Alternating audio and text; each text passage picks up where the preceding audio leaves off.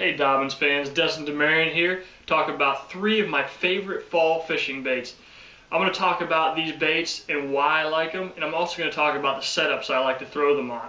I'm going to start off with my first bait, which is from Whip-'em Baits. This is a 3/8 ounce fast shad spinner bait.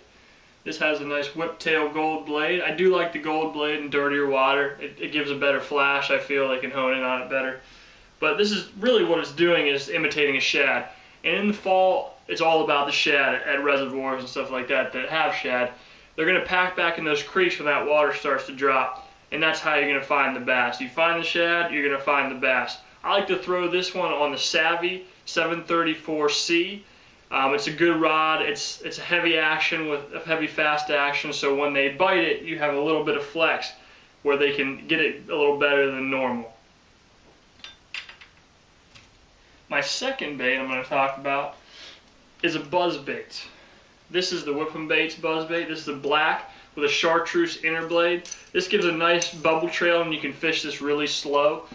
This is like kind of a follow-up to my spinner bait. The spinner bait is a search bait, which what I'm doing with a search bait, I'm trying to find groups of fish. I'm trying to find where the fish are, and then I can kind of, from there, decide what else I can get them to bite on maybe better.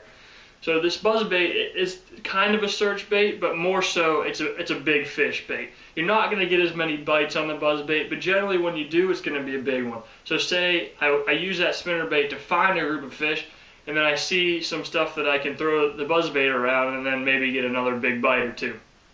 So on this buzz bait, I like to throw it on a Champion 734 split handle rod with 33-pound Torre bow braid.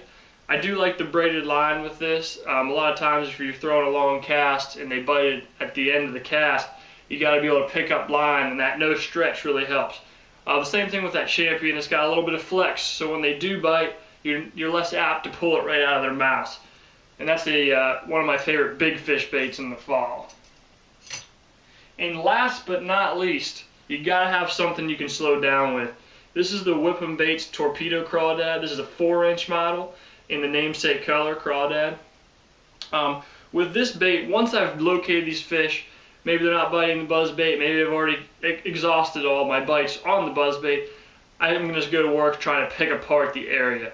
So if there's wood, if there's weeds, if there's something I can throw this at, I'm going to do that. If there's rocks as well. I'm going to fish this crawdad on a jig, either flipping it or dragging it on a football jig, something like that.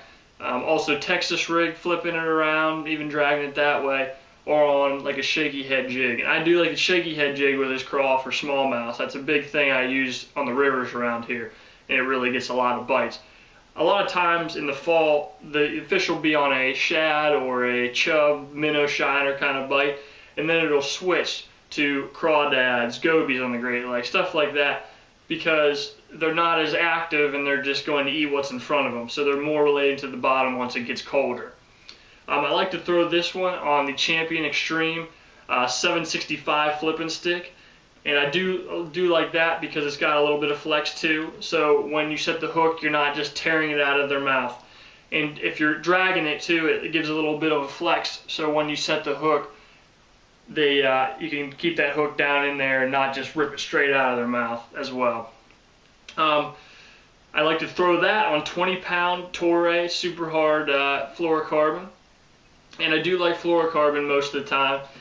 Sometimes I'll throw it on braid if they're not really line shine, the water's really dirty, but 9 times out of 10 I like throwing on fluorocarbon. It doesn't have a ton of stretch. You definitely don't want to use monofilament, but it's just a comfort thing for me, and I do like the fluorocarbon.